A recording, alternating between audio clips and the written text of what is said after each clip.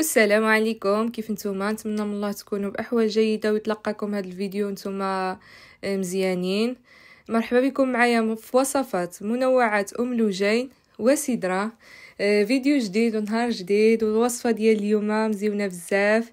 كيكه، عندك جوج ديال التفاحات، هزهم واجي تبعني نعدل واحد الكيكه اللي كتجي معلكه خطيره، وانا سميتها كيكه الخريف. وبحكم ان التفاح دابا كيكون موجود في اي منزل، يعني مره كنلقاو هيدا ديك جوج تفاحات، ثلاثه ديال التفاحات كيبقاو في البلاصه ديال الفواكه، وقلت اني نعمل بها واحد الكيكه.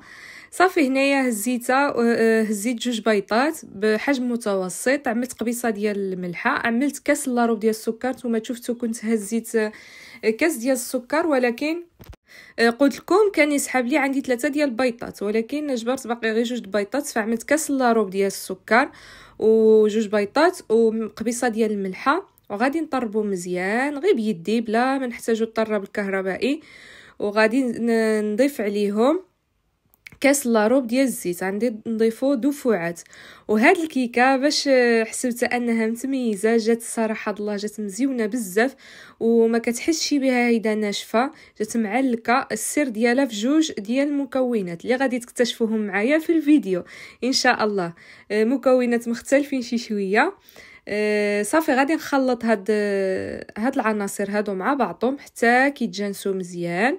ايوا، ونضيف الدقيق. بالنسبه للكيكه يعني تقريبا كيكه عاديه وصافي. هذا هو المكون الاول اللي قلت لكم، وهو اللبن. فانا عملتها باللبن، ما عملتها لا بدانون ولا بحليب، عملتها باللبن. تقدروا نتوما تعملوها مثلا بالحليب، تقدروا تعملوها بياغورت. فانا الصراحه اللبن كيجيبها رائعه، وحتى البسبوسه باللبن سبق لي جربتها كتجي خطيره خطيره مزيونه بزاف. غادي نجربها معكم ان شاء الله في شي نهار. صافي، عملت هنايا كاس ديال اللبن، وغادي نخلط هادشي مزيان حتى يتجانسوا العناصر.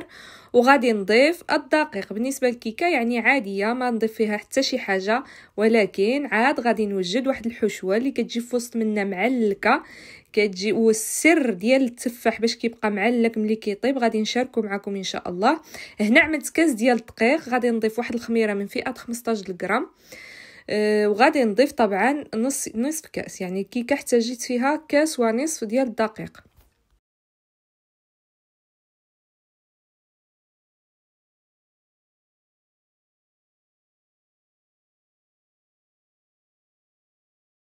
صافي، من بعد ما غربلته مزيان وخلط الخليط، غادي نضيف دابا نصف الكاس دقيق اللي كان باقي لي، وغادي نخلط الخليط مزيان حتى ما كيبقاش هيدا فيه ديك الكويرات. مع العلم ان يعني ملي كتغربل الطحين ما كيبقاش الخليط بالكويرات، لان واخا ما نستعملوا شي الطراب الكهربائي، واخا غير اليدوي دغيا يعني كنحصلوا على خليط متجانس.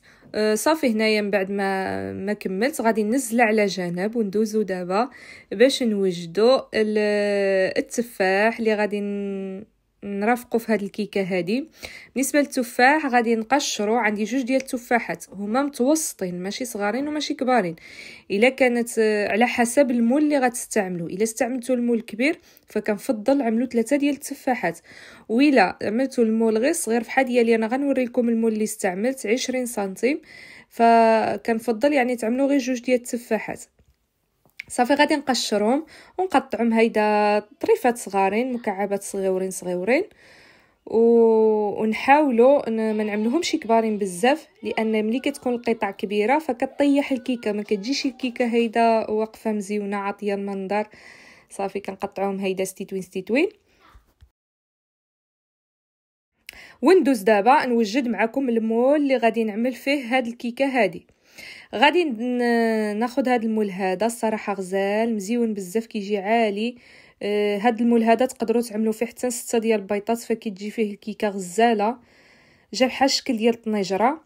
غادي ندهنوا بالزبده ونرشوا بالدقيق، نقدروا نرشوه حتى بالكوك الا كان عندكم الكوك. انا ما توفر لي شي وصافي، انا كيعجبني الكيكه مرشوشه بالكوكو، او لا اللوز ايفيلي. حتى اللوز ايفيلي فصراحه كيجي غزال ملي كترشوه في القالب.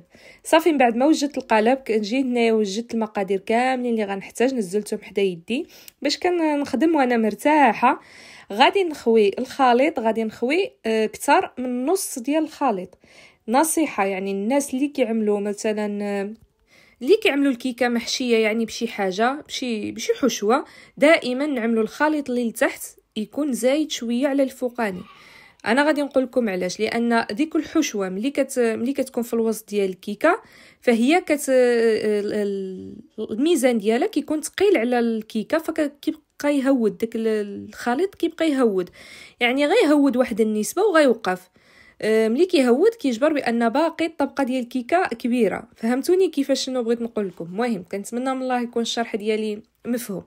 اي حاجه يعني كتكون في الوصفه اللي كننزل لكم كنشرح لكم بالتفصيل والتدقيق ووصفاتي. كنجرب حتى انا كنجرب، مره كيصدق لي الحاجه مره ما كتصدق لي شي. والصراحه الواحد يبرع وليداتو ويبرع راسو في دارو احسن ما يبقى دائما يشري الحاجات، وحاجه كتكون يعني عارفه شنو فيها. صافي هنايا استفت داك غير نص ديال كميه التفاح، واستفت شويه ديال الكركاع.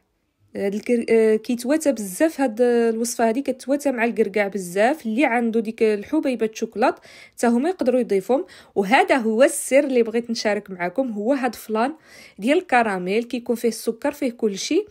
انا وريتكم في اول ديال الفيديو كنرش النص، رشيت غير النص. ديك السكر هو اللي كيعطيها ديك فلان، هو اللي كيعطيها ديك التعليكه، كيجي معلك من داخل وفي نفس الوقت فيه واحد الريحه كتحمق ديك التفاح مع ديك الكركاع. المهم ضفت شويه د القرفه حتى هي من الفوق، وغادي نكمل الكميه اللي بقات د التفاح وغادي نعمل الفلان اللي بقى لي.